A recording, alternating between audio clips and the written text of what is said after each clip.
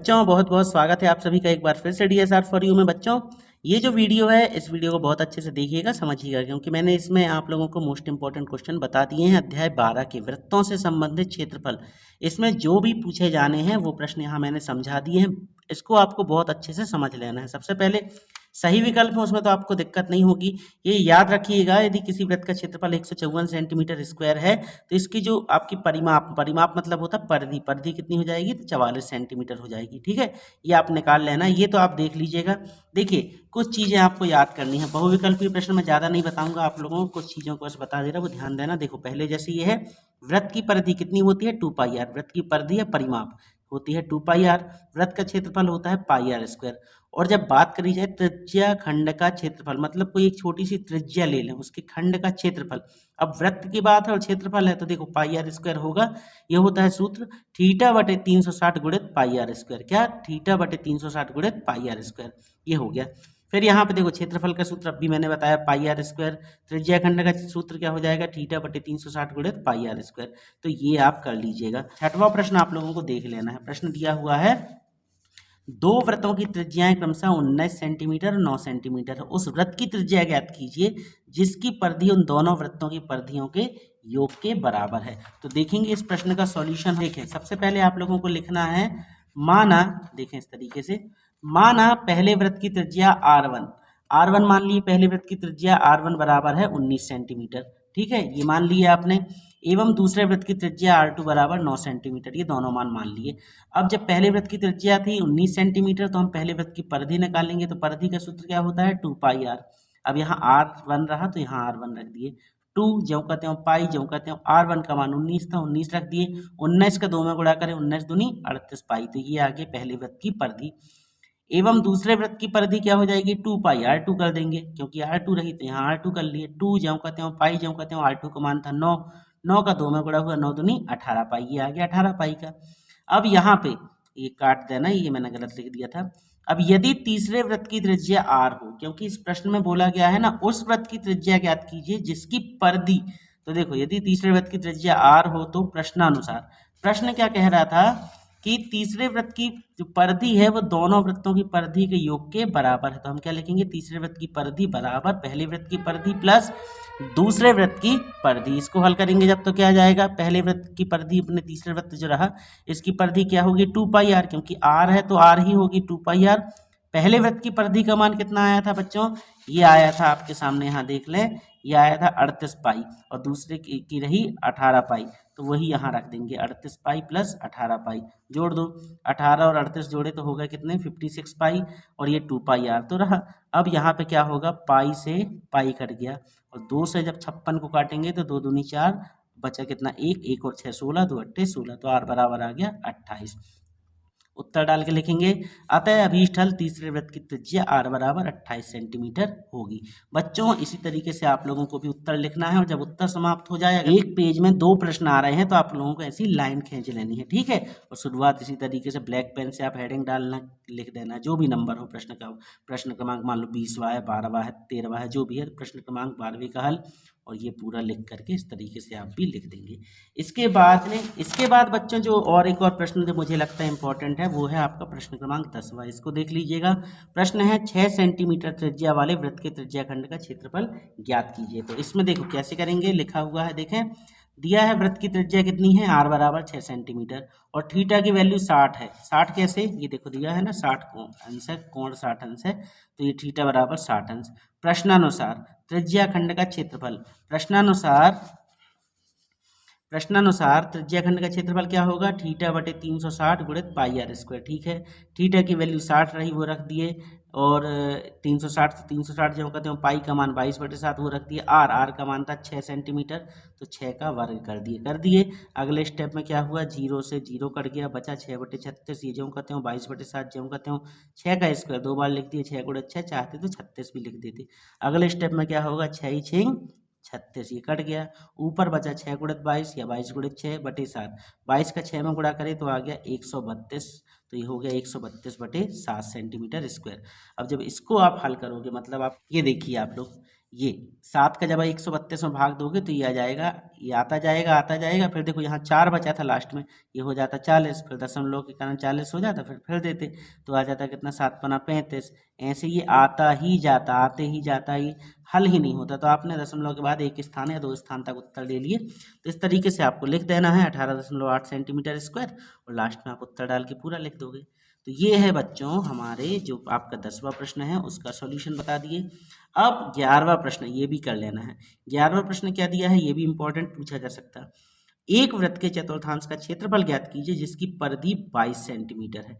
ये देखिए बच्चों इस प्रश्न का उत्तर। सबसे पहले तो क्या दिया था, दिया है, आपको इस तरीके से लिखना है, दिया है वृत्त की परिधि बराबर 2 पाई आर, और 2 पाई आर का मान कितना है 22 सेंटीमीटर। प्रश्न में ही दिया है परिधि कितनी है 22 सेंटीमीटर, मतलब वृत्त की परिधि कितनी है 22 सेंटीमीटर, और परिधि का मान क्या होता 2 पाई आर, तो 2 पाई आर बराबर आ गया 22 सेंटीमीटर। 2 ज्यों कहते हूँ, पाई की वैल्यू 22/7 रख दी, आर का मान ज्यों कहते हूँ। अब हम यहाँ से इसका पक्षांतर करेंगे पूरे का, 2 गुणित 22/7 का, तो ये जो नीचे वाला अंक था ये ऊपर चला गया, और जो 2 गुणित 22 ऊपर रहे वो नीचे आ गए। अगले स्टेप में 22 से 22 कट गए, बचा कितना 7/2 सेंटीमीटर। अब हमें क्या ज्ञात करना है, एक वृत्त के चतुर्थांश का क्षेत्रफल, मतलब कि चतुर्थांश का क्षेत्रफल। तो प्रश्नानुसार चतुर्थांश का क्षेत्रफल होगा, तो देखो क्षेत्रफल मतलब वृत्त का क्षेत्रफल होता है पाई आर स्क्वायर, ये रख दिए। अब बात हो रही थी चतुर्थांश मतलब 1/4, चतुर्थ अंश मतलब 1/4 भाग, 1/4 जो कहते हो, पाई का मान 22/7 जो कहते हो, आर का मान तो आर स्क्वायर है, तो आर का मान था 7/2, तो ये 7/2 दो बार लिख दिए। इसके बाद अब हम काट दें, 1 7 से 1 7 कट गया, 2 से 22 कितनी बार कटा 11 बार।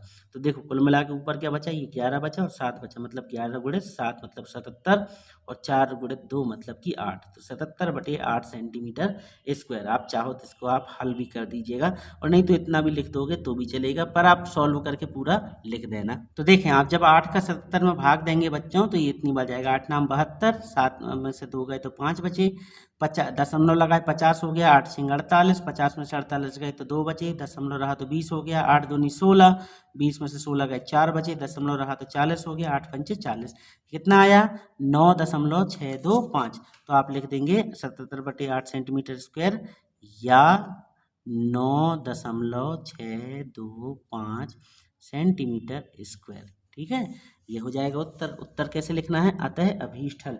उत्तर लिखते समय आपको ये लाइन अवश्य लिखनी है, अतः अभीष्टल। अतः अभीष्टल लिख दोगे, अतः अभीष्टल चतुर्थांश का क्षेत्रफल 9.625 सेंटीमीटर स्क्वायर होगा। इस प्रश्न को भी आपको देख लेना है बच्चों, इंपॉर्टेंट क्वेश्चन है, अच्छा क्वेश्चन है। इसके बाद बारी आती है बच्चों हमारे प्रश्न क्रमांक 13वें की। ये प्रश्न आपको तैयार कर लेना है, ये भी अच्छा प्रश्न है। आकृति में छायांकित भाग का क्षेत्रफल ज्ञात कीजिए। सबसे पहले इस प्रश्न को आपको यहाँ पे समझा दूं, ये जो ये मान दे रहे हैं, यहाँ से यहाँ तक ये पूरा मान कितना है 14 सेंटीमीटर।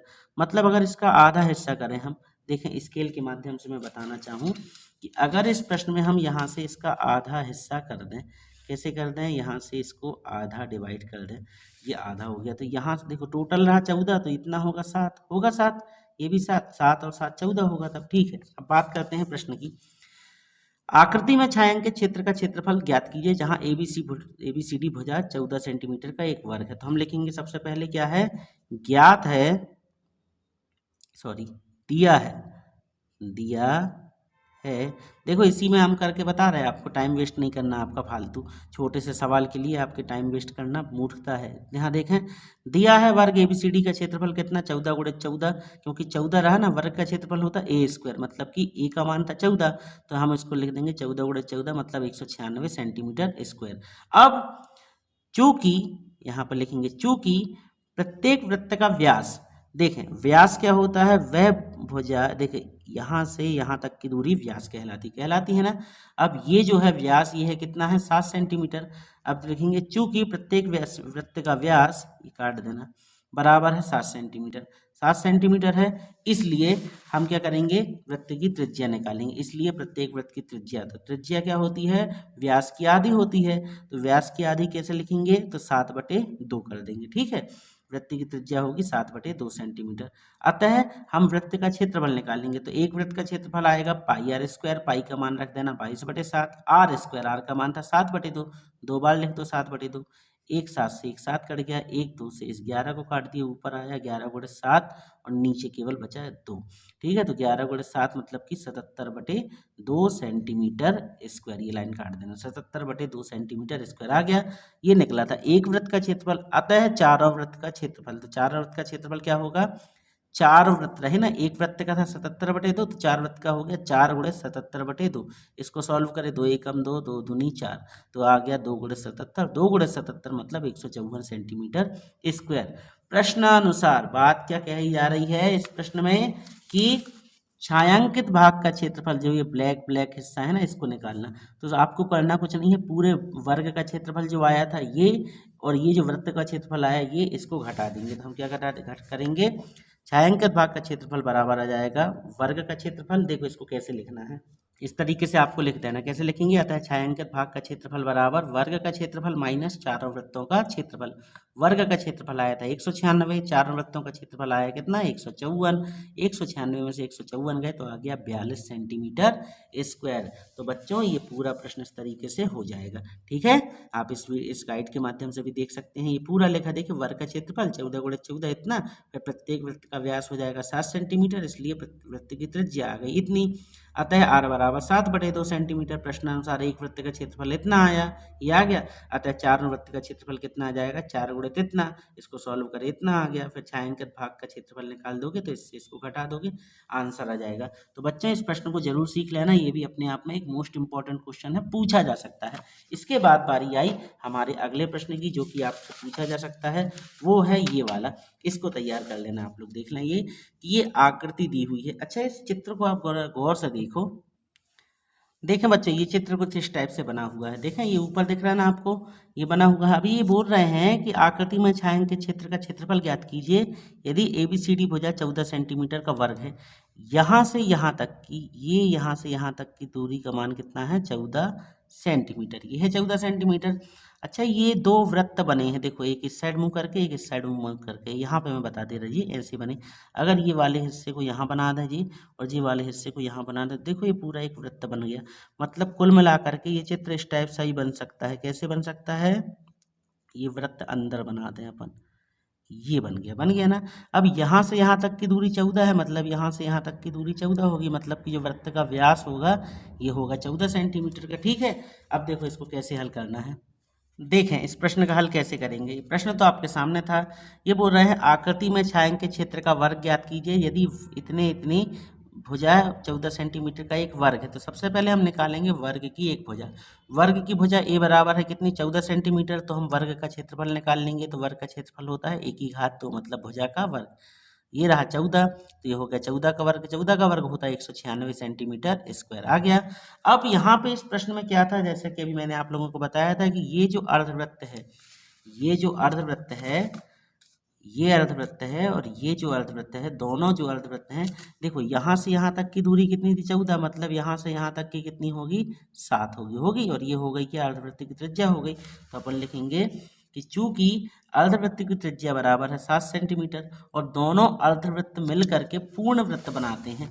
देखें, अगर ये मान लो इसको यहाँ से उठाए इस अर्धवृत्त को और यहाँ साइड कर दे, तो ये पूरा वृत्त बन जाएगा ना, एक पूरा वृत्त। जैसे कि आपको अभी मैंने यहाँ चित्र के माध्यम से बताया था, ये आपको ब्लैक और रेड की तरफ से ये जो अर्धवृत्त रहा ये ब्लैक कलर का, इसको उठा के अगर यहाँ लगा दें तो ये पूरा वृत्त बन जाएगा। मतलब यहाँ से यहाँ तक ये जो त्रिज्या रही 7, ये पूरी 7, दोनों तरफ सभी तरफ 7 ही 7 रहेगी ना। समझ रहे होंगे आप मैं क्या कहना चाह रहा, कि दोनों अर्धवृत्त मिलकर पूर्ण वृत्त बनाते हैं, इसलिए वृत्त का क्षेत्रफल का सूत्र लगा दो, पाई r स्क्वायर। पाई का मान 22/7, r स्क्वायर मतलब 7 का स्क्वायर। एक 7 से स्क्वायर कट गया, बचा 22 गुणे 7। 22 गुणे 7 मतलब 154 सेंटीमीटर स्क्वायर।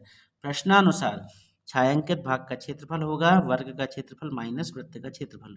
वर्ग का क्षेत्रफल आया था आपका 196 सेंटीमीटर स्क्वायर और वृत्त का क्षेत्रफल आया है 154। तो 196 में से 154 को आप घटा दो तो आ जाएगा आपका कितना, 42 सेंटीमीटर स्क्वायर। ये आ गया।